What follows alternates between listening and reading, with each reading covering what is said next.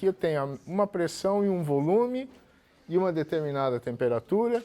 E aqui eu tenho uma pressão, um volume e uma temperatura diferentes, desse caso inicial. Mas olha que legal, eu posso chegar daqui para esse estado aqui por dois caminhos diferentes. A outra maneira ali que ele propõe é, primeiro, diminuir a pressão a volume constante e depois fazer uma expansão aí. O interessante é que para esses três caminhos eu chego do mesmo estado inicial para o mesmo estado final, só que a área embaixo dessas curvas são diferentes. Portanto, o trabalho realizado pelo gás vai ser diferente. Vamos olhar de novo para este aqui, ó. Fazer em azul. Estou expandindo esse gás até esse volume final. E eu estou chegando aqui por esse processo magenta, eu acho que é a cor, primeiro diminuindo a pressão, depois a pressão constante aumentando o volume. Agora vamos supor que eu inverto o sentido desse ciclo aqui. Eu tenho um ciclo fechado. Ok? Nesse ciclo aqui, ó, nessa parte do ciclo aqui, o gás está comprimindo, ou seja, o trabalho que ele realiza é negativo. E aqui é positivo. Qual que é o trabalho total realizado quando eu vou daqui, chego aqui e daqui eu volto para cá de novo? O trabalho total realizado continua sendo positivo, só que é equivalente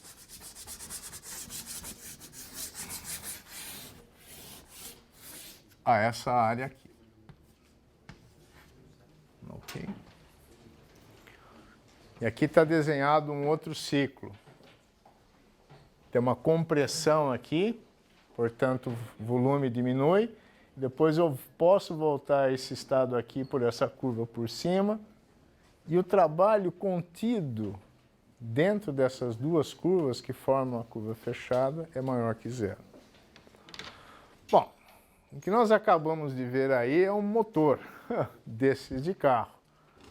Você tem lá o pistão vazio, injeta gasolina, injeta ar, explode, ele expande, expulsa o gás de novo, diminui, volta, a mesma situação inicial, começa tudo de novo, tchaca, tchaca, tchaca, tchaca, tchaca, e o carro anda, ok?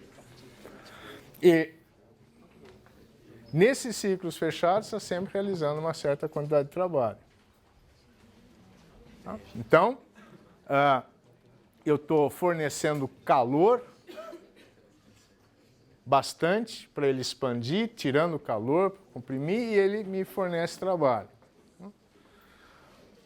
Agora eu posso fazer o contrário também. Esse ciclo aqui eu posso trocar. Eu posso fazer com que ele faça isso aqui, ó. Vamos.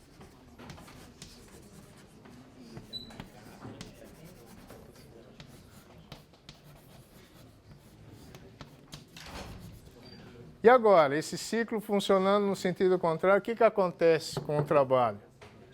Negativo.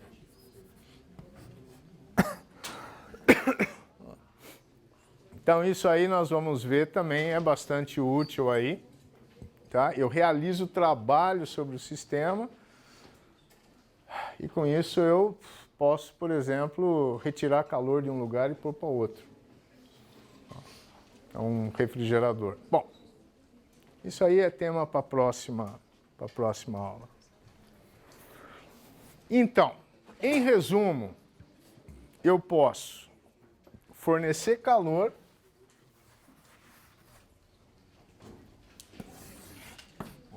ou tirar calor. Esse meu sistema ele pode realizar trabalho, mas evidentemente ele também pode esfriar ou esquentar, ou seja, tenho a variação da energia interna. Isso aqui é uma lei de conservação de energia. O calor fornecido pelo sistema, por exemplo, aqui desse reservatório térmico, ele pode daí fazer com que o sistema realize o trabalho, mas ele também pode esquentar, ele pode variar a energia interna dele. O gás se expandindo, realiza trabalho empurrando um êmbolo, mas a temperatura dele variando, também estou variando a energia interna dele. Então esse calor pode fazer essas duas coisas aí. Essa é uma lei de conservação de energia. E os processos que nós podemos ter são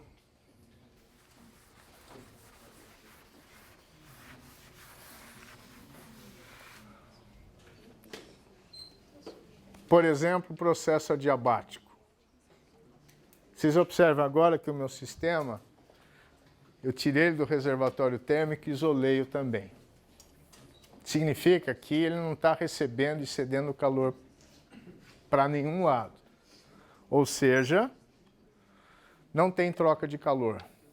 Isto significa que a variação da energia interna dele é menos o trabalho que ele possa realizar.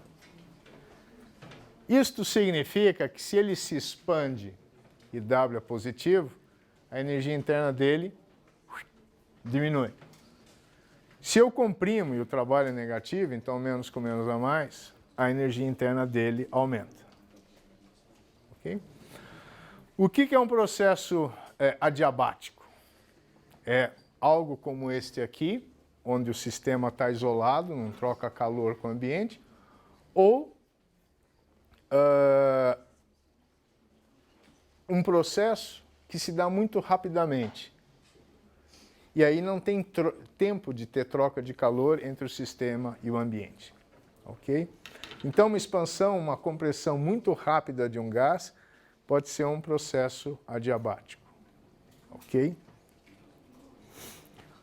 Eu também posso ter processos a volume constante, que nem essas duas partes do ciclo aqui. Se está a volume constante, o gás não está realizando trabalho. Então, todo o calor ali serve para... é usado, ou se equivale à variação da energia interna do sistema. Se a energia interna do sistema diminui, ou seja, diminui a temperatura, é porque o sistema está cedendo calor para fora. E processos cíclicos são esses onde que nós analisamos aqui, que começa num ponto, realiza trabalho, aqui eu fiz ao contrário, enfim, e volta exatamente ao mesmo ponto. Se ele volta exatamente à situação inicial, significa que ao final do ciclo não houve variação da energia interna. E sim, todo o trabalho, toda a troca de calor aqui corresponde ao trabalho. Ok?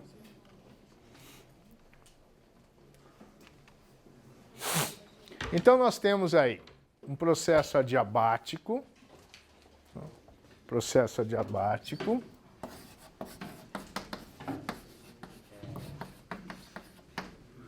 isovolumétrico,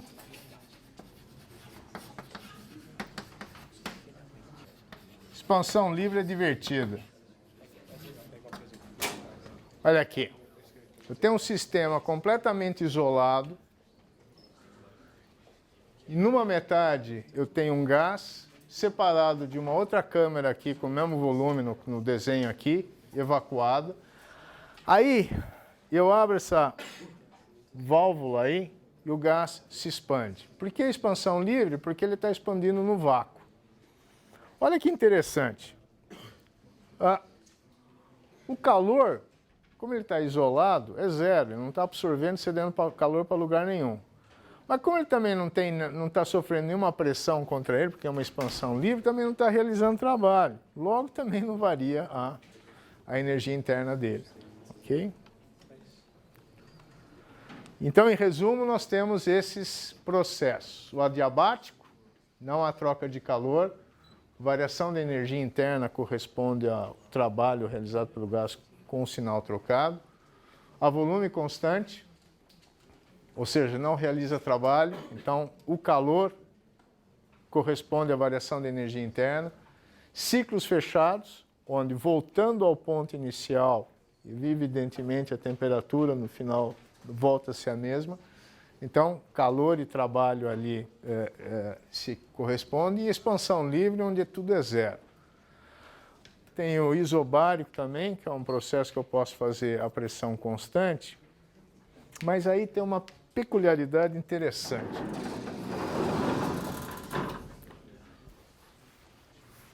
É o seguinte, vamos pensar num gás novo ideal. PV igual a NRT. Ok? Muito bem.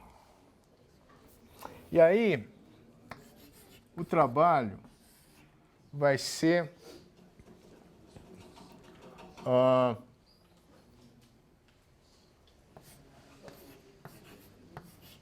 essa integral aqui, correto? Nós já vimos isso. Um volume inicial a um volume final. Agora, se é um processo isobárico, a pressão é constante, põe o P daqui para fora, é só variação de volume, resolvido o problema. Mas vamos imaginar que a pressão também possa variar. Então, eu tenho duas variáveis aqui, volume e pressão. Mas se for um gás ideal, que obedece a essa equação de estado aqui, então eu posso escrever a pressão como sendo NR, a temperatura, dividido pelo volume. Correto? Aí, substituindo aqui de novo nessa integral, a quantidade de gás não varia, R é uma constante. E se nós tivermos agora um outro processo, vou adiantar para vocês, muito importante, que é o isotérmico, a temperatura não varia, T também cai para fora da integral e eu vou ter uma integral de dV sobre V, V inicial, V final. Então esse aqui é bom nós termos em mente, que é o isotérmico. Temperatura não varia e o trabalho realizado é igual a NR, a temperatura em que ele é realizado,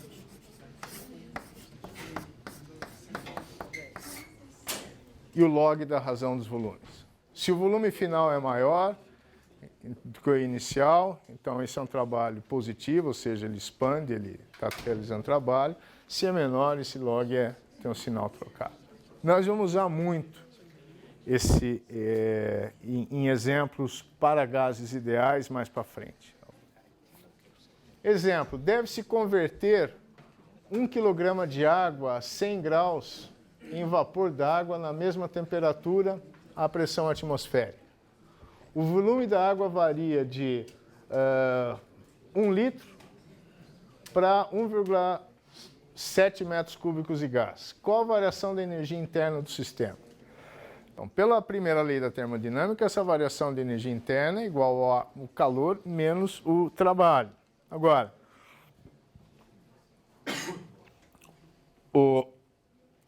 o calor ali no caso, a temperatura de ebulição da água é o calor latente de transformação da água em gás, e é dado por essa expressão aqui.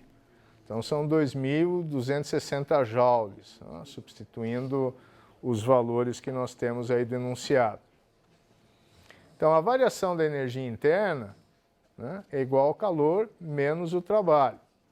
Tá? E esse calor aqui é o de liquefação, e o do trabalho são esses 160 quilojoules, que simplesmente foi omitido aqui, é o trabalho devido à variação de volume aí a essa pressão, tá ok? É simples, é pegar esta pressão aqui e multiplicar por esse volume aqui. O volume inicial, que é o litro d'água, a gente despreza, eu tenho esses 169 quilojoules aí. Okay? É uma baita de uma variação da energia interna.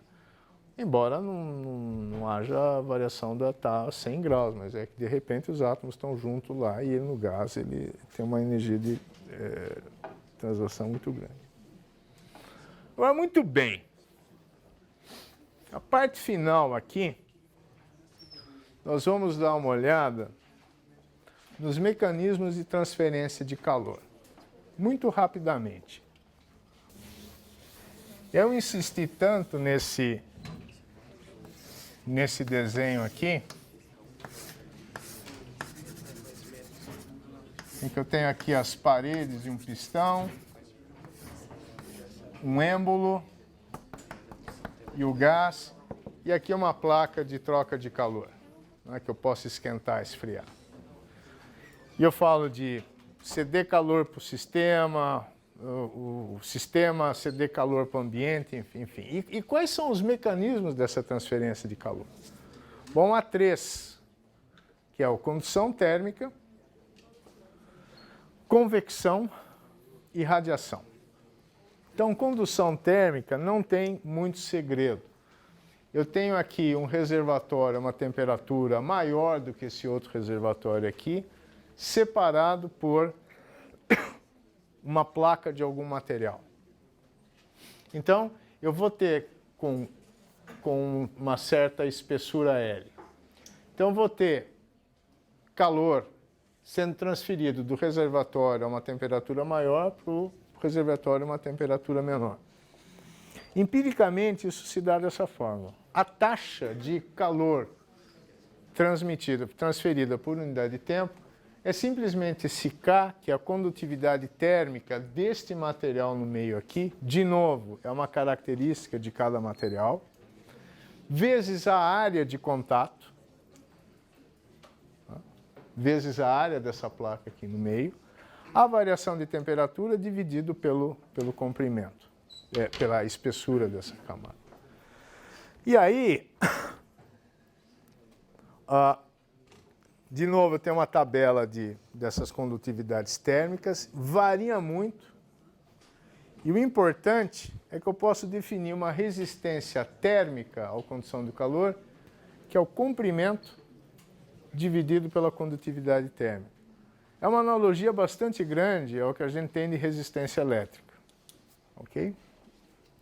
Tanto é que se eu colocar várias dessas camadas uma atrás da outra, eu vou ter uma resistência térmica em série. E eu tenho esse exemplo aqui, onde essa taxa de transferência de calor é simplesmente a área vezes ΔT dividido pela soma dessas resistências aí. Agora, vamos pensar no seguinte, vamos pensar num problema um pouco mais... um problema com 3 camadas.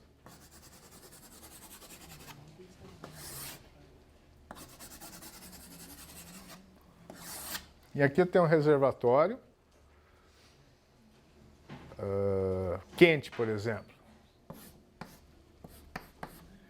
E aqui, vou manter o TH/TC lá do esquema inglês. Então vai fluir calor para cá. Okay. Agora não sei se alguém já viu janelas de isolamento térmico como elas são. Em alguns lugares no sul. São 2 camadas de vidro, correto? Por que eles não estão grudadas? Por causa dessa tabela aqui, ó. A condutividade térmica nessas unidades watts por metro Kelvin de uma janela de vidro é 1. E o ar é 0,026. Tá? Então, se eu tiver uma camada de vidro, uma outra camada de vidro, e no meio deixar uma camada mais grossa de ar, eu vou ter um isolamento térmico, porque a transferência por condução de dentro da casa para fora vai ser bem menor, tá? Do que se eu tiver, por exemplo, uma janela só de vidro, uma camada com a soma da espessura das duas. É super importante ter essa camada de ar no meio aí, ok? A outra maneira de transferência de calor é por convecção. Então, são correntes de ar quente ou de um fluido frio e quente que circula. A gente observa isso quando a gente vai começar a ferver água numa vasilha, e é o mecanismo responsável pelas brisas que a gente tem perto na praia, né? Porque a absorção de calor da água do mar e da terra é diferente, então eu tenho circulação de água, em cima da água tem uma área de alta pressão, a terra de baixa pressão, aqui o ar quente sobe, depois o ar frio aqui desce, tem uma brisa, isso durante o dia, à noite inverte, tá? Eu tenho uma brisa da terra para o coisa. Quantificar correntes de convecção é algo muito próximo à transferência de calor. É algo muito parecido. Eu também vai depender da área onde essa convecção está se dando, onde esse círculo aqui, ó, essas correntes aqui estão acontecendo. E a diferença de temperatura entre esta superfície aqui e a superfície até onde o ar quente sobe, esfria e desce. Então é algo muito parecido. Tem uma constante ali de proporcionalidade, a área e a diferença de temperatura entre uma superfície e outra, tá, ok? Pouco explorado nos livros de física, bastante importante em algumas áreas da engenharia. Okay? E o último é a radiação. Olha, vou dedicar aqui alguns minutos a isso.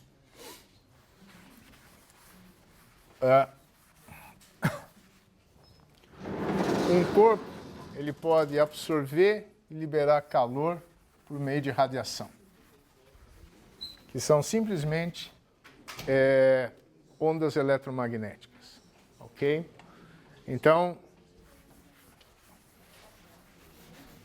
se nós falamos em calor, nós estamos falando de ondas eletromagnéticas na região do espectro que a gente chama de infravermelho, ok? E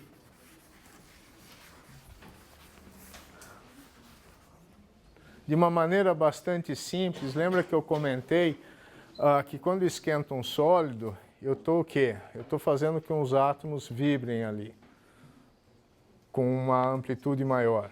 Agora, aí o que acontece? Os núcleos vibram de um jeito, os elétrons de outro, e cargas elétricas aceleradas, que é no caso de um movimento oscilatório, emitem radiação, ok? Eu estou simplificando muito um processo bem mais complicado, e aí um determinado corpo pode ser caracterizado por uma determinada temperatura, como por exemplo esse aqui, que dá uma temperatura de 4.000 Kelvin. E ele irradia ondas eletromagnéticas em todo esse espectro aqui. Isso aqui é essa, digamos, radiação dele em função do comprimento de onda da radiação que ele emite. Então, um corpo a uma temperatura de 4.000 Kelvin, na verdade o Sol, por exemplo, a superfície dele está a cerca de 6.000, ele tem uma curva mais exprimida para cá, em que o amarelozinho, vocês estão vendo o amarelo aqui, está perto do topo. Então a temperatura dele, do corpo, dá a cor do corpo, né, da radiação que ele está radiando. Se eu esfrio esse corpo, vocês veem que essa curva aqui, ela se alarga, mas o máximo dela está indo para temperaturas ou comprimentos de onda cada vez maiores, que correspondem a frequências menores. Nós, por exemplo, estamos a 300 e poucos Kelvin de temperatura, nós estamos irradiando. só que em comprimentos de onda de infravermelho. O nosso olho não é sensível a infravermelho, então o que nós enxergamos é a luz refletida pelos nossos corpos e não a luz irradiada. Se eu pegar aqui um corpo,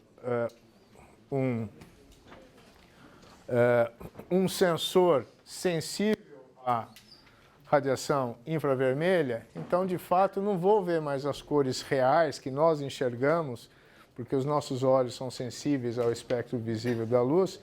Não vamos enxergar se ele é loiro, moreno, pele clara, escura, cor dos olhos, nós vamos ver o mapa térmico dele. Ok? Como se dá isso? A potência emitida, ela é proporcional de radiação à temperatura à quarta potência do corpo. A área com que ele emite, vezes uma constante de emissividade, por exemplo, que pode variar de 0 a 1. Então, se eu pensar na potência absorvida por um corpo, que é branco, por exemplo, na luz do Sol, isso aqui está próximo de 0, enquanto que um corpo preto está próximo de 1. Então, vocês podem ir, por exemplo, com um papel cartão preto e uma folha de sulfite branca, colocar lado a lado no Sol, depois de alguns minutos, vocês vão ver que o papel preto é muito mais quente do que o branco, porque a emissividade, o que eles absorveram é diferente. Ok? E essa constante aí, esse sigma. Então, essa é a famosa lei chamada de Stefan Boltzmann, que dá conta da potência emitida e absorvida por um corpo a uma determinada temperatura. E a potência total é o absorvido menos emitido, e que dá simplesmente isso aqui. Né? Isso significa que, por exemplo, um corpo humano vivo, ele está a uma temperatura em geral maior do que a temperatura ambiente, então ele está emitindo calor. Ele está emitindo calor. Tá? E para ele continuar vivo, então a gente tem que comer. Aliás, a maior parte das calorias que a gente ingere é para manter o nosso corpo a temperatura. Deixa eu usar isso que nós aprendemos aí para tentar entender um pouco um problema que é muitas vezes mal compreendido, que é o efeito estufa. Nós basicamente recebemos, vamos desenhar a Terra aqui, nós recebemos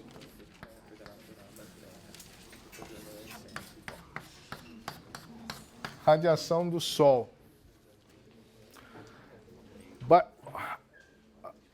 A maior parte do calor, eu sei que no interior da Terra é bem mais quente que na superfície, mas é o calor do Sol, é a energia que a gente recebe do Sol que é a principal fonte.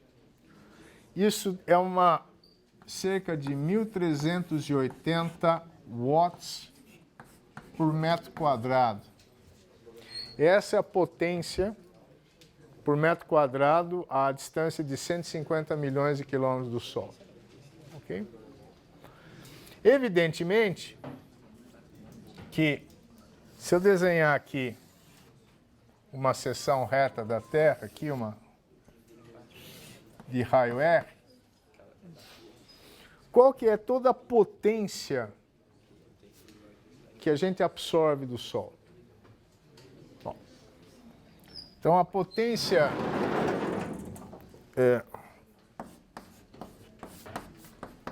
que entra é igual a 1.380 watts por metro quadrado, vezes que área agora? Bom, a área desse hemisfério iluminado é 4πr ao quadrado. Porém, observe que perto do Equador, a incidência é quase que perpendicular, perto dos polos ela é rasante, quer dizer, na verdade, varia com a latitude. O legal é que fazendo a integral disso aqui, basta eu multiplicar pela projeção desse hemisfério aqui sobre um plano que passa pelo centro da Terra. Ok? Então, a área total da calota, nessa meia 2πr ao quadrado, né? A área total da Terra são 4πr ao quadrado. Só que se eu fizer a integral de algo aqui, de um fluxo constante, sobre toda essa superfície aqui, esse hemisfério, é igual a esse fluxo constante vezes esta área aqui, que é a projeção da calota num plano que passa pelo centro da Terra. Ok? Não sei que cálculo que é isso, que a gente pode demonstrar isso. Ok? Então, só que além disso, eu tenho mais um pequeno problema. Nem toda a radiação solar que chega à Terra é absorvida pela Terra. Parte dela é refletida de volta. Então, imagina, por exemplo, superfícies brancas, como cobertas por neve. Elas refletem a luz de volta, elas não absorvem. Aquela emissividade, aquele epsilon médio da Terra, é aproximadamente 0,7. Ok? Isto aqui vai dar, então, que nós recebemos, pela radiação do Sol, 10 a menos 17 watts. Tá? Ou 10 a 17 joules por segundo. Muito bem, se a gente for recebendo essa quantidade de energia, o que vai acontecendo? A gente vai esquentando, a gente vai esquentando, a gente vai esquentando.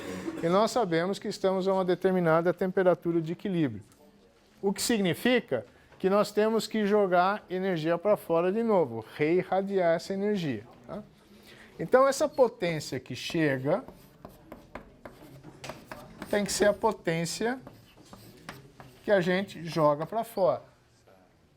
E qual que é essa potência que a gente joga para fora? Aí entra a lei de Stefan Boltzmann, né? Que é aquela constante, sigma, a emissividade, a área, vezes T a 4. É a temperatura da nossa superfície, do nosso entorno. Quanto maior, mais a gente joga para fora. Ok? E a área agora é a área total da superfície da Terra. A gente não recebe só de um lado. A gente joga para fora em todas as direções e sentidos.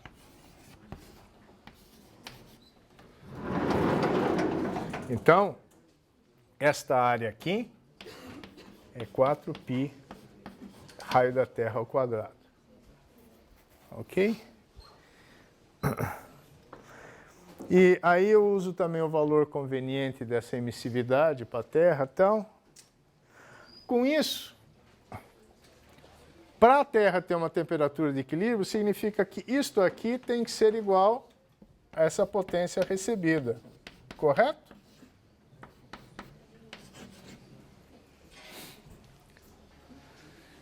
Se eu substituir os números, você sabe que temperatura que vai dar?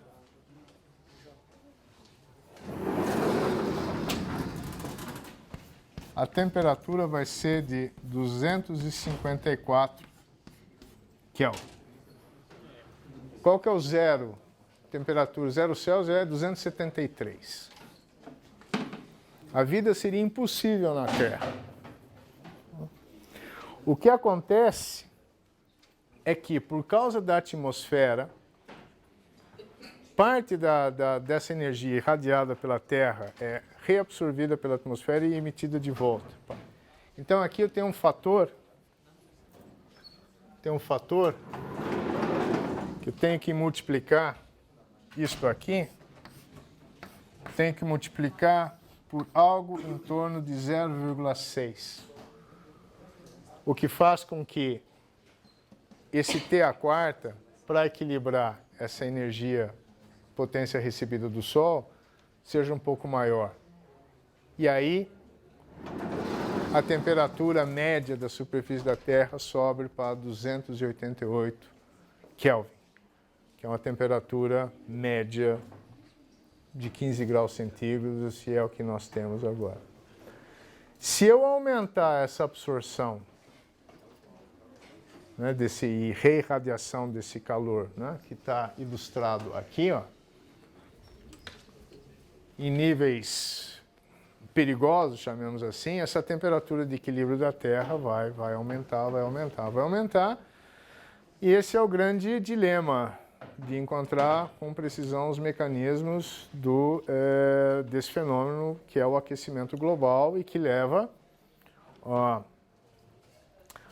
variando as temperaturas de equilíbrio, varia também as correntes de convecção, portanto variam as correntes marítimas, varia a circulação da atmosfera e nós temos mudanças climáticas globais importantes aí.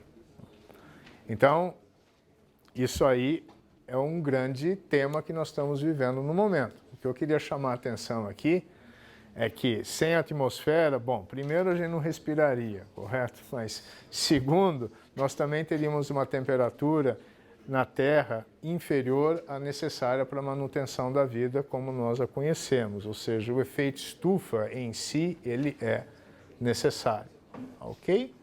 Então, eu vou mostrar para vocês um último exemplo de como a gente pode aplicar isso que a gente aprendeu aqui para entender mais alguma coisa do nosso entorno. Nós nos alimentamos e respiramos e, portanto, geramos energia, mas essa energia é gerada por todo o corpo humano, correto? Ou todo o corpo do animal, certo? Agora, se nós estamos a uma determinada temperatura também, é porque todo o calor que é gerado dentro de nós tem que ser igual ao que é dissipado, certo? Que é aquele problema de emissão de radiação. Agora, o calor gerado, ele vai com o volume do corpo, portanto, é proporcional à massa do corpo. Agora, o que é dissipado é por radiação, ele é proporcional à área. Se o volume é proporcional à massa do corpo, a área do corpo é proporcional à massa elevado a 2/3. Correto? Volume é proporcional à massa, portanto, a área, que é, na verdade, volume elevado a 2/3, é proporcional à massa elevada a 2/3. Certo? Então, aqui eu gero pelo metabolismo dos alimentos e aqui eu dissipo. Então, eu tenho que ter esse equilíbrio termodinâmico aqui. Então, a taxa de geração de energia, o nosso metabolismo, ele tem que ser proporcional por esse equilíbrio aqui de calor gerado e calor dissipado, para a gente ficar numa temperatura de equilíbrio, tem que ser proporcional à massa elevado à potência de 2/3. Okay? Então, o que se faz? Um estudo da taxa de metabolismo em watts de diferentes animais em função da massa do corpo. Então, nós temos aqui desde o rato, né, passando pela pomba, galinha, gato, cachorro, cabra, homem, chegando no elefante. E veja só, que obviamente são resultados experimentais, há variações e tal. Mas isso aqui dá uma... Isso aqui é um monolog, esse gráfico aqui. Não, é log-log também. Isso aí te dá uma reta. Qual que é a inclinação dessa reta? Então, tem um trabalho recente aqui, que a taxa de metabolismo basal, ou seja, para ficar vivo, né? Não é assim de repente fazer um esforço físico muito grande que eu preciso aumentar, gerar mais energia, dos mamíferos é proporcional à massa do corpo elevada a 2/3. Que exatamente o resultado dessa pequena estimativa simples que nós podemos fazer com o que nós acabamos de aprender com radiação, como se dissipa e equilíbrio térmico. Tá? É um resultado que saiu numa revista importante dos Anais da Academia Americana de Ciências, de 2003, e eles apresentam os resultados experimentais dele. E esse resultado ele ainda é controverso. Tem autores que ainda dizem que é proporcional a uma taxa elevada a 3/4, tem gente que diz que parece que é 2/3 mesmo, mas que não tem a ver com esse argumento simples que nós apresentamos aqui, e sim a fatores mais complicados, como, por exemplo, a estrutura fractal do nosso sistema circulatório e assim por diante. Mas o que eu queria chamar a atenção de vocês é que, com conceitos simples, fundamentais de física, tem uma série de perguntas, questões que a gente pode se colocar para entender melhor a natureza que nos cerca e a nós mesmos.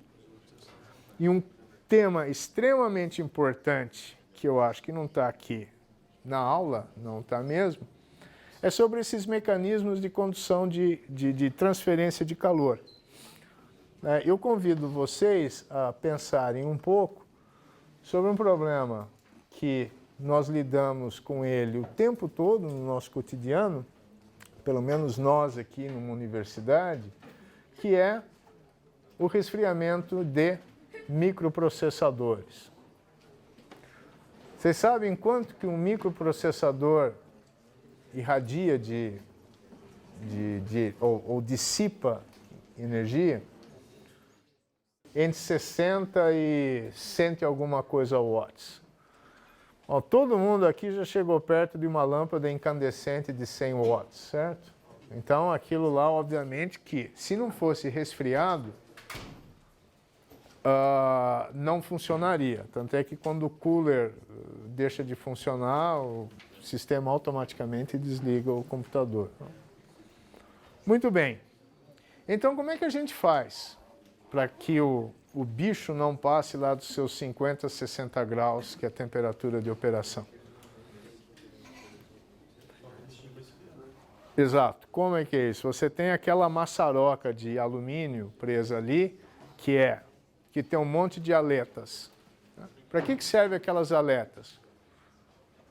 Para aumentar a superfície, para a mesma massa daquele volume, aumentar a superfície. Então, você primeiro tem que colar muito bem esse chip a esse sistema, para que haja uma transferência de calor por condução do chip para esse elemento de dissipação de calor. E ele dissipa de duas formas, por correntes de convecção, e por isso que tem o ventiladorzinho lá para levar embora o ar quente, e para isso eu tenho que aumentar a superfície, né? Convecção, a transferência de calor por convecção, ele é proporcional à área de contato, por isso que eu tenho que criar todas aquelas aletas para ter uma área de contato com o ar e a variação de temperatura, que é a temperatura do próprio dissipador de calor ali e um determinado ambiente. Só que, dependendo da temperatura, por exemplo, se a temperatura do ambiente for muito grande, ou for aumentando, essa taxa aqui vai diminuindo. Por isso que sempre os sistemas de computação, assim mesmo com refrigeração, né, com sistemas de resfriamento, eles têm que ficar em ambientes controlados, porque se você usar isso na praia, aí de repente, no solzão aí, a dissipação fica cada vez menos eficiente. E uma conta legal que a gente pode fazer e pesquisar, fuçar por aí, é que, bom, dependendo da temperatura que ele está operando, a perda de calor por radiação também passa a ser importante. Então, na dissipação de calor do microprocessador, está envolvendo, no fundo, os três mecanismos de transferência de calor. Condução, que é conduzir o calor do chip para o radiador, e depois o radiador ele perde calor, tanto por convecção quanto por radiação. Ok? Então, com esse exemplo cotidiano, que a gente, obviamente, não racionaliza toda vez que a gente liga o computador, eu encerro a aula de hoje. Obrigado pela atenção.